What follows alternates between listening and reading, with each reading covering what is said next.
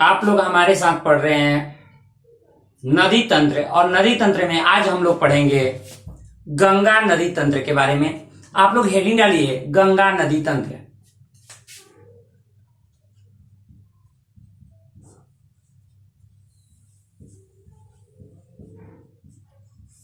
गंगा नदी तंत्र, देखिए जो गंगा नदी तंत्र है, गंगा नदी तंत्र में सबसे प्रमुख नदी गंगा है। पहला चीज ध्यान से सुनते जाइए और नोट करते जाइए। गंगा नदी तंत्र में सबसे प्रमुख नदी गंगा है, इस चीज को ध्यान रखिए।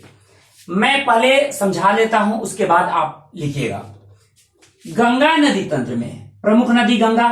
गंगा दो धाराओं के मिलने से बनती है, भागीरथी और अलकनंदा। भागीरथी और अलकनंदा नदी ये दोनों आकर मिलती है। कहां? ये मिलती है आपको देवप्रयाग में। देवप्रयाग में जब ये दोनों नदियां मिलती हैं तो इसे यहां से गंगा कहा जाता है। अब ये जो गंगा नदी है आगे बढ़ती है, आगे बढ़ने का क्रम में जब आती है यहां इलाहाबाद प्रयागराज में, तो यमुना से मिल जाती है। यमुना प्रयागराज में गंगा से मिलती है। मिलने के बाद आगे बढ़ती है, पहले उत्तराखंड से निकली। उत्तराखंड से दो धाराओं के रूप में निकली, भागीरथी और अलकनंदा। दो धाराओं के रूप में निकली, दोनों धाराएं मिली कहां? देवप्रयाग में। उसके बाद इसे गंगा के नाम से जाना जाता है। आगे बढ़ी तो उत्तराखंड से यूपी में आई। यूपी में आने के बाद ये प्रयागराज में यमुना नदी मिल गई प्रयागराज में। उसके बाद आगे बढ़ी बिहार में, बिहार से हल्का सा झारखंड में एंट्री करती है, और उसके बाद पश्चिम बंगाल में। पश्चिम बंगाल में जाने के बाद गंगा नदी दो धाराओं में बढ़ जाती है। गंगा नदी की जो मुख्य धारा है, मुख्य धारा, इस मुख्य धारा को हम कहते हैं भागीरथी नदी। इसको भागीरथी कहते हैं, इसको भागीरथी कहा जाता है। जो मुख्य धारा है उसको भागीरथी कहा जाता है, जो बांग्लादेश में प्रवेश कर जाता है। और दूसरी धारा जिसको वितरिका कहते हैं, गंगा की वितरिका, ये हल्का दक्षिण की ओर घूम जाती है, जिसके तट पर कोलकाता शहर बसा हुआ है। हुगली नदी के नाम से जाना जाता है इसे। गंगा की वितरिका है हुगली नदी, और हुगली के मुहाने पर ही, हुगली के तट पर ही कोलकाता शहर है। हुगली नदी बंगाल की खाड़ी में गिर गई। अब देखिए यहां स्थिति क्या है गंगा नदी का। अगर पूरा आप देखिएगा तो गंगा नदी का आप शुरुआती अवस्था देखिए, प्रारंभिक अवस्था, और नोट करते जाइएगा। गंगा नदी की प्रारंभिक स्थिति, गंगा नदी दो धाराओं के मिलने से बनती है। पहला गंगा नदी की मुख्य धारा जिसको हम भागीरथी कहते हैं, यह भागीरथी नदी गंगोत्री से निकलती है। ध्यान से सुनते जाइए। भागीरथी नदी जो गंगा की मुख्य धारा है, जो भागीरथी नाम से जानी जाती है, यह उत्तराखंड के उत्तरकाशी जिले, उत्तराखंड के उत्तरकाशी जिले, उत्तराखंड के उत्तरकाशी जिले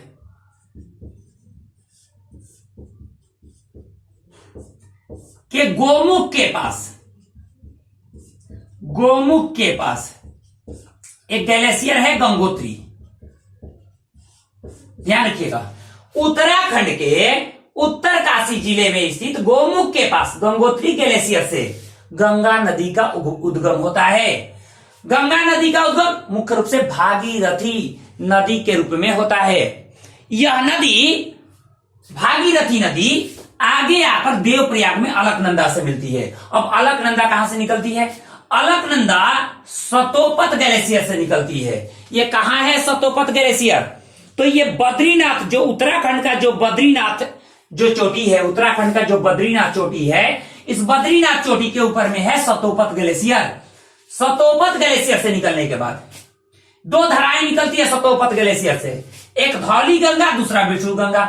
धौली गंगा और विष्णु गंगा यहां आकर मिलती है, इसको कहते हैं विष्णु प्रयाग। धौली गंगा और विष्णु गंगा विष्णु प्रयाग में मिल करके अलकनंदा बन जाती है। ध्यान सुनिएगा, धौली गंगा और विष्णु गंगा सतोपथ ग्लेशियर से दो धाराओं के रूप में निकलती है और ये दोनों धाराएं आकर मिलती है कहां? विष्णु प्रयाग में। और विष्णु प्रयाग में इसे अलकनंदा के नाम से जानते हैं। अब देखिए, अब ये नदी अलकनंदा जब आगे बढ़ती है तो कर्णप्रयाग में एक नदी मिलती है, पिंडार नदी। कर्णप्रयाग में पिंडार नदी अलकनंदा से मिलती है।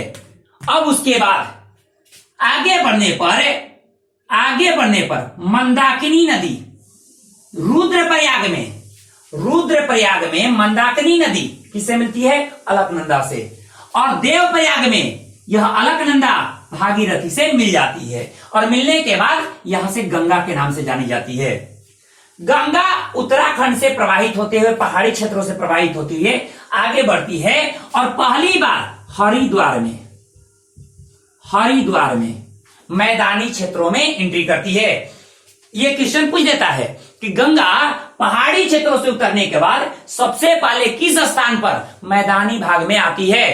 तो हरिद्वार में, उत्तराखंड के हरिद्वार में सबसे पहले मैदानी हिस्सों में आती है गंगा। अब इसके बाद आगे बढ़ी तो आगे बढ़ने के क्रम में कई सारी नदियां मिलती है, मैं बताऊंगा इसके बाद। आगे बढ़ी तो यूपी में प्रवाहित होगी, उसके बाद बिहार के बाद पश्चिम बंगाल में आने के बाद ये दो धाराओं में बढ़ जाएगी। इसकी जो मुख्य धारा है जो बांग्लादेश में चली जाती है, इसको भागीरथी के नाम से जानते हैं। देखिए, ये आई यहां, ये नदी प्रवाहित हुए आई, यहां आई, यहां आने के बाद ये पश्चिम बंगाल है, यहां से बढ़ गई, ये हुगली नदी हो गई और ये मुख्य धारा भागीरथी के नाम से जानी गई। अब भागीरथी नदी कहां? बांग्लादेश में प्रवेश करेगी। बांग्लादेश में गंगा को पद्मा नाम से जानते हैं। इसे किस नाम से जानते हैं? पद्मा से यमुना आकर मिलेगी, यमुना ब्रह्मपुत्र नदी को बांग्लादेश में जमुना नाम से जाना जाता है। तो ब्रह्मपुत्र नदी अर्थात यमुना नदी आकर मिल गई कहां? गंगा में, बांग्लादेश में, ठीक है। तब इसे जमुना नाम से जाना जाएगा। अब इस जमुना से मिल गई मेघना नदी, तब इसे मेघना नाम से जाना जाएगा और अंततः मेघना नाम से ही गंगा नदी बंगाल की खाड़ी में गिर जाएगी। और इधर हुगली नदी जो बदली इसी के तट पर है क्या? कोलकाता शहर, और यह आकर बंगाल की खाड़ी में गिर जाएगी हुगली नदी। अब ये आपकी गंगा की अंतिम स्थिति है और ये गंगा की प्रारंभिक स्थिति है, इसको आप नोट कर सकते हैं।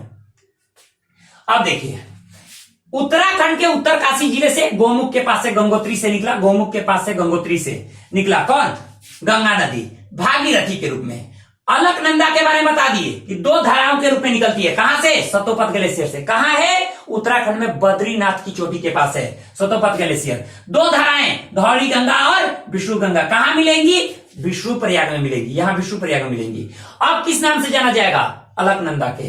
अलकनंदा से पिंडार नदी कहां मिलेगी? कर्णप्रयाग में मिलेगी। आगे बढ़ेगी तो रुद्रप्रयाग में मंदाकिनी नदी मिलेगी और फिर देवप्रयाग में अलकनंदा नदी गोदावरी भागीरथी से मिलकर गंगा के रूप में हो जाएगी। और ये गंगा नदी पहले हरिद्वार में मैदानी क्षेत्रों में आएगी, इसको नोट कर लीजिए। आगे देखिए,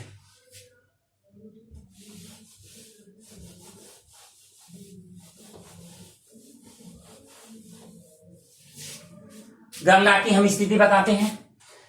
गंगा नदी भारत का सबसे बड़ा जल ग्रहण क्षेत्र है। भारत का सबसे पहला चीज, भारत का सबसे बड़ा जल ग्रहण क्षेत्र है। जल ग्रहण क्षेत्र कहिए या नदी तंत्र कहिए, भारत का सबसे बड़ा नदी तंत्र गंगा नदी तंत्र है। भारत का सबसे बड़ा जल ग्रहण क्षेत्र किसको कहेंगे? जैसे कोई नदी अकेले नहीं बहती, मान लेते हैं ये नदी प्रवाहित हो रही है, तो ये अकेले नहीं प्रवाहित हो रही है, इसमें कई सारी नदियां आकर मिलती हैं। तो ये जहां से इसमें भी कई सारी नदियां आकर मिल रही हैं, इन सारी नदियों में, तो इन सबका जल लेकर ये प्रवाहित होती है नदियां। तो इस नदी का ये जल ग्रहण क्षेत्र कहलाता है। यानी जहां जहां से उस मुख्य नदी को जल मिल पाता है, उस पूरे क्षेत्र को नदी का जल ग्रहण क्षेत्र कहते हैं। तो नदी का जल ग्रहण क्षेत्र, वैसे ही गंगा नदी का हिमालय से नदियां आकर मिलती हैं, फिर प्रायद्वीपीय पठार से नदियां आकर मिलती हैं। इसीलिए गंगा नदी तंत्र भारत का सबसे बड़ा जल ग्रहण क्षेत्र या नदी तंत्र है। नोट कर लीजिए। अगला चीज, गंगा नदी की जो सहायक नदियां हैं दो तरह की हैं। दो तरह की सहायक नदियां हैं। पहला हिमालयी है, दूसरा प्रायद्वीपीय।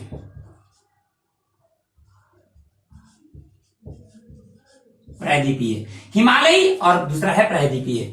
जो हिमालयी नदी है, हिमालयी नदी में हिमालयी नदियां जितनी भी है सारी नदियां, देखिए हिमालय अगर ऐसे प्रवाहित हो रही है इस दिशा में, तो इसकी दाहिना कौन सा हिस्सा होगा? दाहिना हिस्सा, तो नीचे वाला ये आपका राइट साइड है, ये लेफ्ट साइड है। तो हिमालय से जितनी भी नदियां हैं वो लेफ्ट साइड से गंगा में मिल रही हैं, मतलब बाईं ओर से। ये बाईं ओर हुआ और ये दाईं ओर। गंगा में बाईं ओर से मिलने वाली सभी नदियां क्या है? निकलती है कहां से? हिमालय से। जितनी भी हिमालयी नदियां हैं वो सारी नदियां गंगा में बाईं ओर से मिलती हैं। देखिए ये सारी हिमालयी नदियां बाईं ओर से मिल रही हैं, लेकिन एकमात्र ऐसी सहायक नदी, हिमालयी नदी, जो गंगा में दाहिनी ओर से मिलती है, यमुना है। क्योंकि यमुना दाहिनी ओर से मिलती है कहां? गंगा में, प्रयागराज में, अर्थात इलाहाबाद में। दाहिनी ओर से मिलने वाली गंगा की एकमात्र हिमालयी सहायक नदी कौन है? यमुना है, जो गंगा की सबसे लंबी सहायक नदी भी है। यमुना गंगा की सबसे लंबी सहायक नदी भी है, ये ध्यान रखिएगा। अब देखिए क्या बोले कि ये दो तरह की नदियां हैं। हिमालयी नदियां कैसे मिलती हैं? बाईं ओर से मिलती हैं, जबकि प्रायद्वीपीय नदियां कहां से मिलती है? दाहिनी ओर से मिलती हैं। अब बात आ गई कि एक नदी जो दाहिनी ओर से मिलती है, जो प्रायद्वीपीय भारत की नहीं बल्कि हिमालयी नदी है, कौन है? यमुना। यमुना एकमात्र सहायक नदी है, हिमालयी सहायक नदी है, जो दाहिनी ओर से मिलती है। गंगा की एकमात्र दाहिनी ओर से मिलने वाली हिमालयी सहायक नदी कौन है? यमुना है। और यमुना गंगा की सबसे लंबी सहायक नदी है। देखिए एक बात और, आप बस इस चीज को ध्यान रखिएगा कि गंगा कितने देशों में बह रही? दो देशों में, इंडिया और बांग्लादेश, दो देशों में प्रवाहित होती है। और कितने राज्य में? 5 राज्य में। कौन कौन? उत्तराखंड, उत्तर प्रदेश, बिहार, झारखंड और पश्चिम बंगाल। 5 राज्यों में गंगा प्रवाहित होती है। भारत के 5 राज्यों में गंगा प्रवाहित होती है। कहां कहां? उत्तराखंड, उत्तर प्रदेश, बिहार, झारखंड और पश्चिम बंगाल। नोट कर लीजिए। उसके बाद सबसे अधिक गंगा की लंबाई उत्तर प्रदेश राज्य में है। गंगा की सबसे अधिक लंबाई उत्तर प्रदेश राज्य में है, जबकि सबसे कम लंबाई झारखंड में है। ध्यान रखिएगा, झारखंड में गंगा की लंबाई सबसे कम है, लेकिन उत्तर प्रदेश में गंगा की लंबाई सबसे अधिक है। इस चीज को ध्यान रखिएगा। अब देखिए हिमालयी नदियां तो जान गए सब कैसे मिलेंगी? लेफ्ट साइड से, यानी बाईं ओर से। लेकिन एक हिमालयी नदी है जो दाहिनी ओर से मिलती है। कौन नदी है? यमुना। अब प्रायद्वीपीय नदियां देखिए। प्रायद्वीपीय पठार से निकलने वाली सभी नदियां गंगा में दाहिनी ओर से मिलती हैं। दाहिनी ओर से, दाहिनी ओर से मिलती हैं। प्रायद्वीपीय पठार की सभी नदियां जो गंगा में मिलती हैं वो दाहिनी ओर से मिलती हैं। इन नदियों में कुछ प्रमुख नदियां हैं: चंबल, सीन, बेतवा, केन, टोन, सोन। इसका क्रम याद रखिएगा: चंबल, सीन, बेतवा, केन, टोन, सोन। सोन और टोन्स और सोन को छोड़कर बाकी नदियां यमुना में मिलने के बाद गंगा में अपना जल गिराती है। ध्यान रखिएगा, चंबल, सीन, बेतवा, केन, ये 4 नदियां जो है वो पहले चंबल में मिलती है और पहले यमुना में मिलती है, और यमुना नदी कहां गिरती है?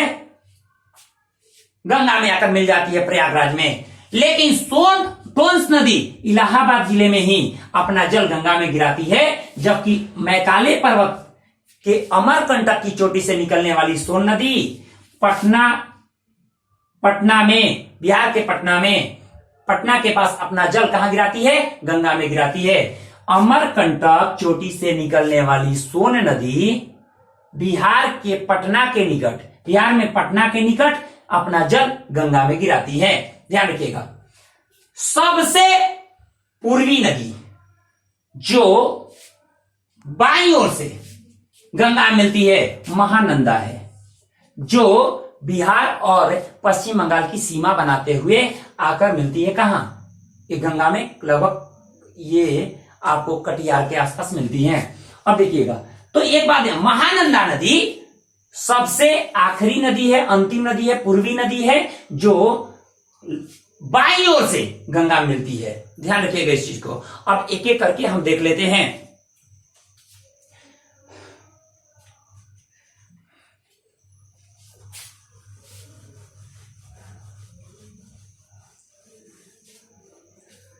देखिए, जब गंगा नदी पहुंचती है यहां पहुंचती है, तो यहां पहुंचने के बाद यहां कई सारे वितरिकाओं में बढ़ जाती है।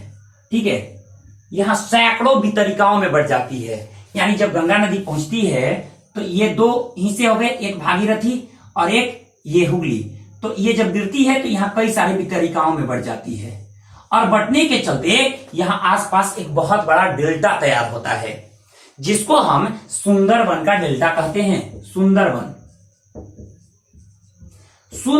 का डेल्टा विश्व का सबसे बड़ा डेल्टा है। विश्व का सबसे बड़ा डेल्टा गंगा ब्रह्मपुत्र डेल्टा है।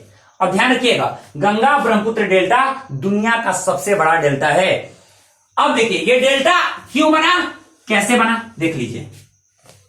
जब मान लेते हैं नदी प्रवाहित होती है समतल मैदान से, जब समतल मैदान से प्रवाहित होती है तो मान लेते हैं ये क्या है, समुद्र है, तो यहां आकर गिरेंगी।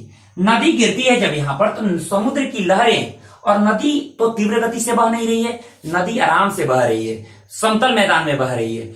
उधर से जो समुद्र की लहरें हैं वो नदी के जल को धक्का देती हैं, वो लगातार लहरें क्या तट पर आती हैं और नदी के जल को रोकती हैं। इस क्रम में नदी के जल और समुद्र के जल के बीच संघर्ष होता है।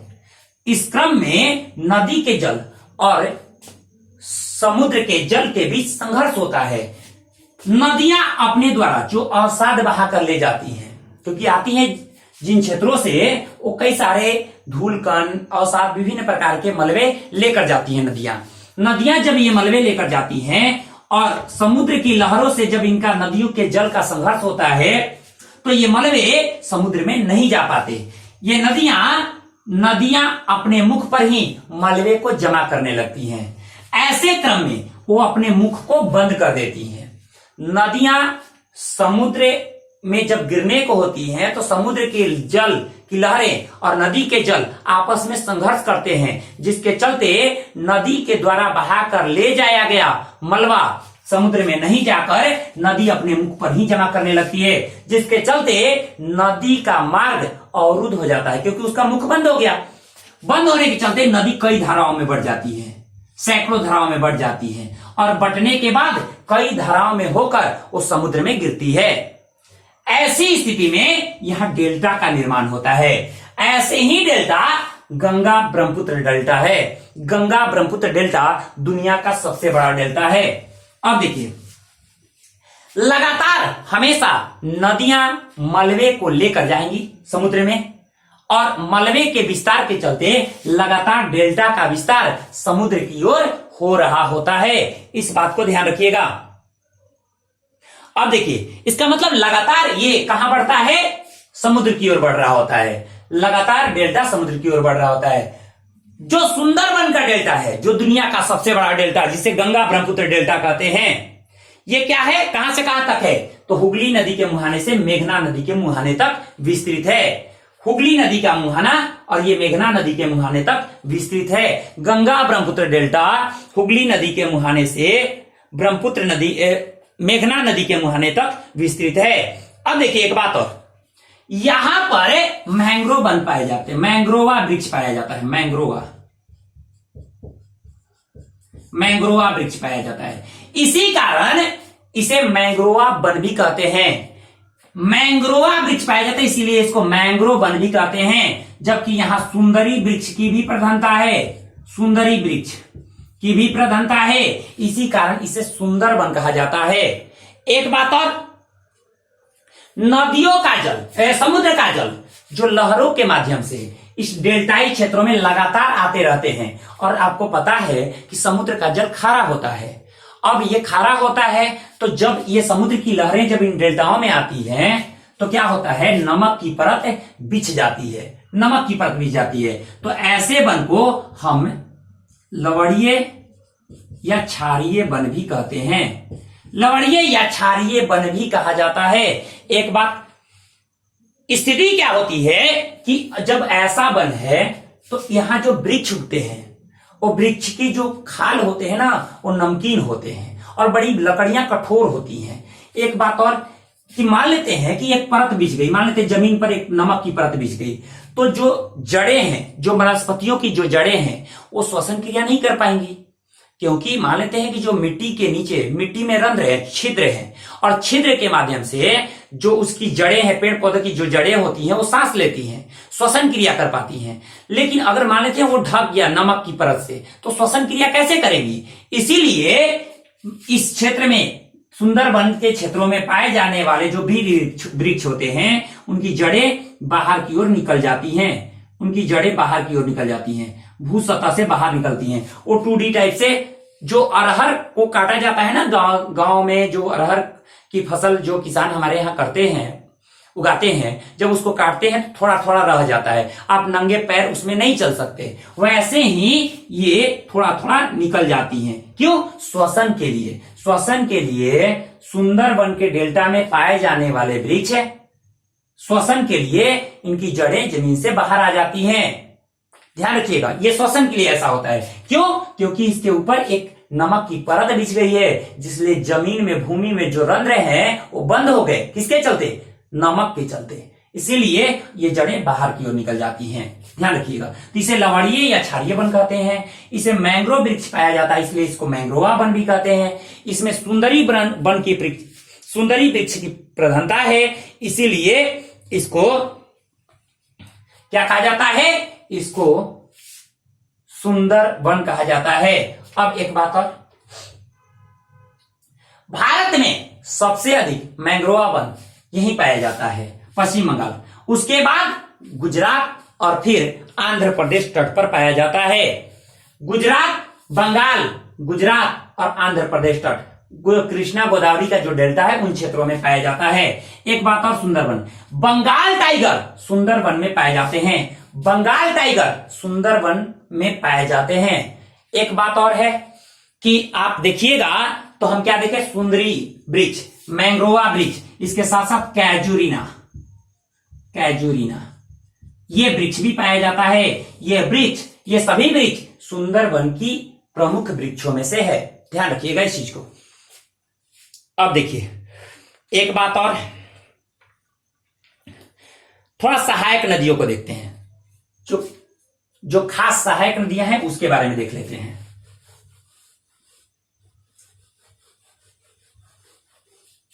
डेल्टा जब अलग से मैं पढ़ाऊंगा तो आपको बताऊंगा जरूर। अब देखिए सहायक नदियां,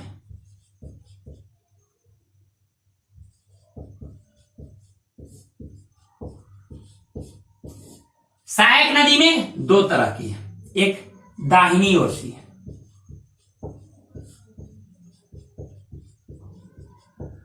दूसरा बाएं ओर से, बाईं ओर से। एक दाहिनी ओर से और दूसरा बाईं ओर से, यानी दो तरह की सहायक नदियां हैं। पहले देखते हैं दाहिनी ओर से, दाहिनी तट से जो मिलने वाली जो सहायक नदियां हैं उसके बारे में बात करें। दाहिनी ओर मतलब ये वाला साइड, इधर से दाहिनी ओर से मिलने वाली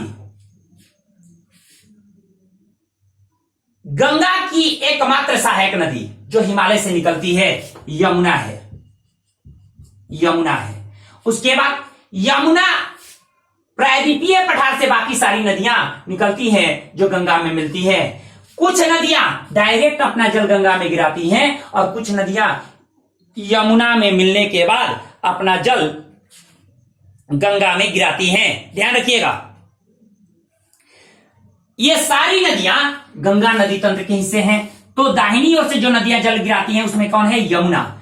यमुना गंगा की सबसे लंबी सहायक नदी है, लेकिन यह गोदावरी से छोटी है। ध्यान रखिएगा, जो दक्षिण भारत की सबसे लंबी नदी जो गोदावरी है ना, उससे इसकी लंबाई कम है। गोदावरी का 1460 या 65 किलोमीटर है, जबकि इसकी लंबाई 1365 किलोमीटर ही है। यमुना के बारे में पहले देख लेते हैं। यमुना कहां से निकलती है? यमुना नदी यमुनोत्री से निकलती है, जो उत्तराखंड में बंदरपुर चोटी, जो हिमालय की चोटी है बंदरपुर, वहां पर है यमुनोत्री ग्लेशियर।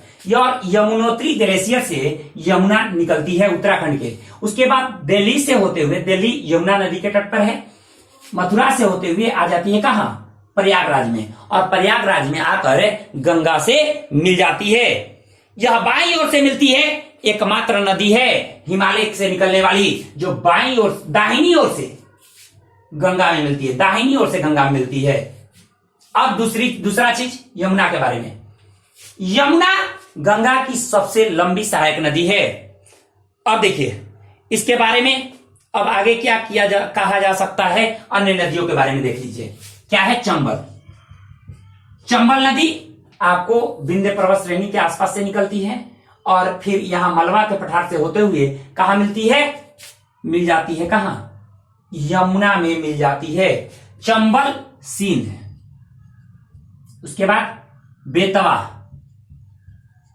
केन, ये 4 नदियां जो डायरेक्ट अपना जल गंगा में नहीं गिराती। ये चारों नदियां पहले अपना जल कहां गिराती हैं? यमुना में, और यमुना अपना जल कहां गिराती है? गंगा में। चंबल यमुना की सबसे लंबी सहायक नदी है। चंबल नदी यमुना की सबसे लंबी सहायक नदी है। नोट करते जाइए। अब देखिए इसके बाद टोन्स और सोन, ये 2 नदियां डायरेक्ट अपना जल गिराती हैं। एक विंध्य पर्वत श्रेणी से निकलती हैं, एक सतपुड़ा श्रेणी का एक श्रेणी है यहां मैकाले पर्वत। और मैकाले पर्वत का एक चोटी है जिसका नाम है अमरकंटक, मध्य प्रदेश में। ये अमरकंटक से निकलकर ये नदी मध्य प्रदेश से उत्तर प्रदेश में होते हुए बिहार में आती है, और बिहार में पटना के पास अपना जल कहां गिराती है? गंगा में गिराती है। इस चीज को आप ध्यान रखिएगा। अमरकंटक से निकलने के बाद पटना के पास ये अपना जल गंगा में गिराती है। यानी टोन्स कहां गिराती है? इलाहाबाद जिले में। टोन्स नदी अपना जल इलाहाबाद जिले में गिराती है, जबकि सोन नदी अपना जल पटना जिले के पास गिराती है। अब देखिए ये चीज तो आपको प्रायद्वीपीय पठार की जो नदियां हैं वो अपना जल जो गंगा में गिराती है उसके बारे में मैंने बात किया। अब आ जाइए बाईं ओर से।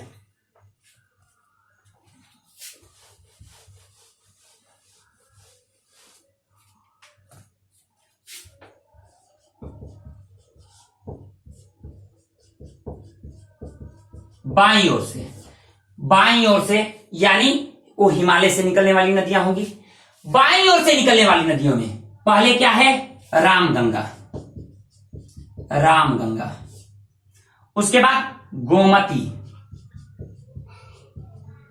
गोमती के बारे में देखिए, क्वेश्चन पूछते रहता है। गोमती हिमालय से निकलने वाली नदी नहीं है। गोमती पारा नंबर, ये हिमालय से निकलने वाली नदी नहीं है, अर्थात बाईं ओर से मिलने वाली सभी नदियों में गोमती एकमात्र नदी है जो हिमालय से नहीं निकलकर मैदानी हिस्सों से निकलती है। ध्यान रखिएगा, गोमती बाईं ओर से मिलने वाली एकमात्र नदी है जो हिमालय से ना निकलकर मैदानी हिस्सों से निकलती है। गोमती नदी उत्तर प्रदेश का एक जिला है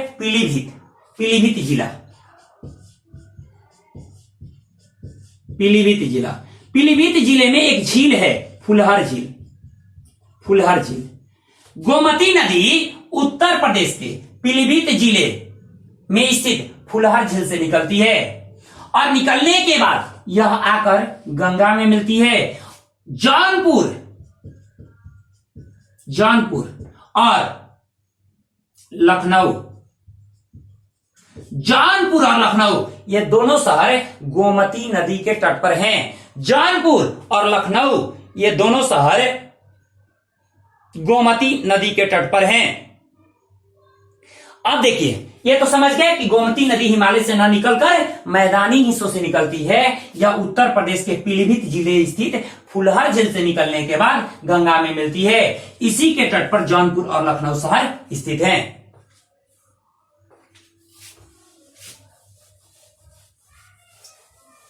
दो नदियां हैं। अब देखिए तीसरी नदी है घघरा।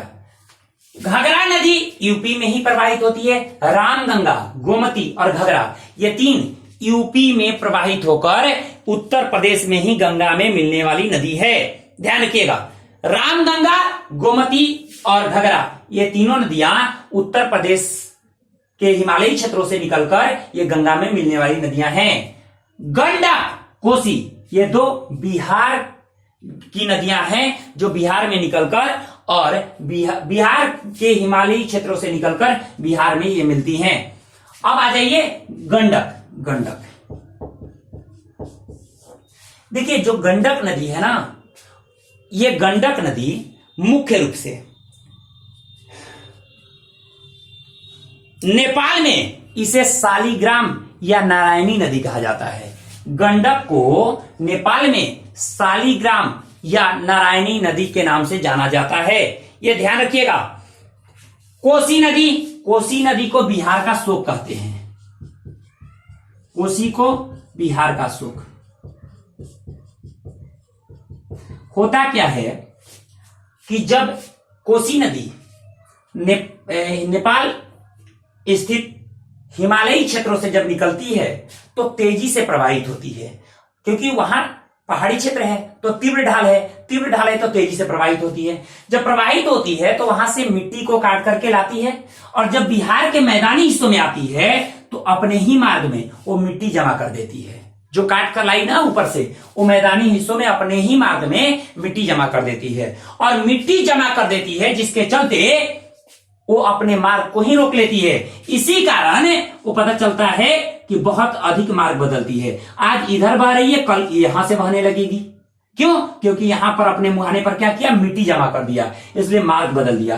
रातों रात ये मार्ग बदल देती है, जिसके चलते उत्तरी बिहार में काफी बाढ़ आते हैं और बाढ़ आने के चलते यहां उत्तरी बिहार के लोग कोसी नदी से बहुत ज्यादा परेशान रहते हैं।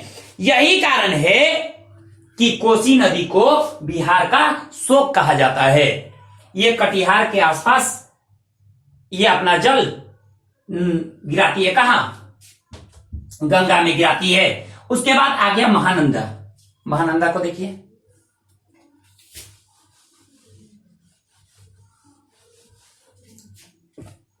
महानंदा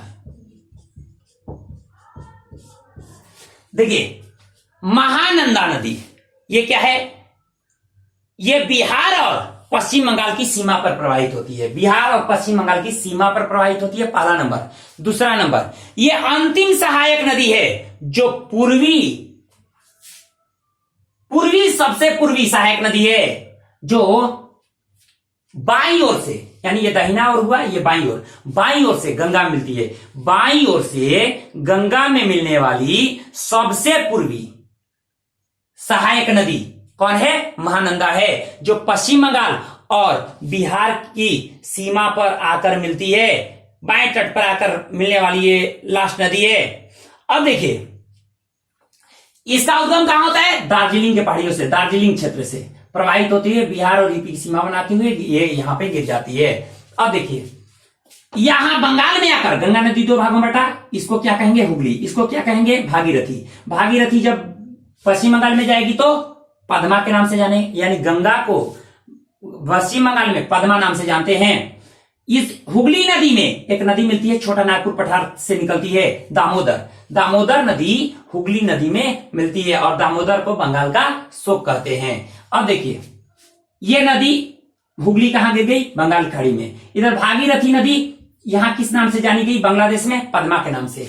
पद्मा से जमुना नदी मिली तो जमुना नाम से जाना जाएगा। जमुना से बराक नदी मिलती है। बराक नदी मणिपुर के क्षेत्रों से निकलती है और ये सुरमा घाटी से होकर आती है, इसीलिए इसको सुरमा नदी भी कहते हैं। बराक नदी, मेघना नदी या सुरमा नदी कहा जाता है। जब ये मिलेगी बांग्लादेश में ही, किसमें? जमुना में, तो इसे मेघना। यानी गंगा का उद्गम भागीरथी नदी से होता है तथा इसका अंत मेघना नाम से होता है। ये बात को ध्यान रखिएगा। ये जितनी चीजें मैंने बताई ये सारी गंगा नदी तंत्र के प्रमुख नदियां हैं। ये बात आप ध्यान रखिएगा। गंगा नदी तंत्र की ये सारे प्रमुख नदियां हैं और गंगा नदी तंत्र के समस्त हिस्से को मैंने अध्ययन किया, जिसमें रामगंगा, गोमती, घघरा, गंडक, कोसी, महानंदा के बारे में हम लोग देखे। चंबल, सींध, बेतवा, केन, टोन, सोन के बारे में हम लोग देखे। दामोदर नदी प्रायद्वीपीय पठार, छोटा नागपुर पठार से निकलती है और पश्चिम बंगाल में हुगली में मिल जाती है। इन सारी नदियों के बारे में देखें। यमुना गंगा की सबसे लंबी सहायक नदी है और यमुना की सबसे लंबी सहायक नदी चंबल है। इन सारी चीजों को आप नोट कर लीजिए और आप इसके बाद हम लोग अब नदी तंत्र, हिमालयी नदी तंत्र के अगले चैप्टर का अध्ययन करेंगे। आज के लिए इतना ही। आज के इस वीडियो में इतना ही। मिलते हैं अगले वीडियो में अगले टॉपिक के साथ।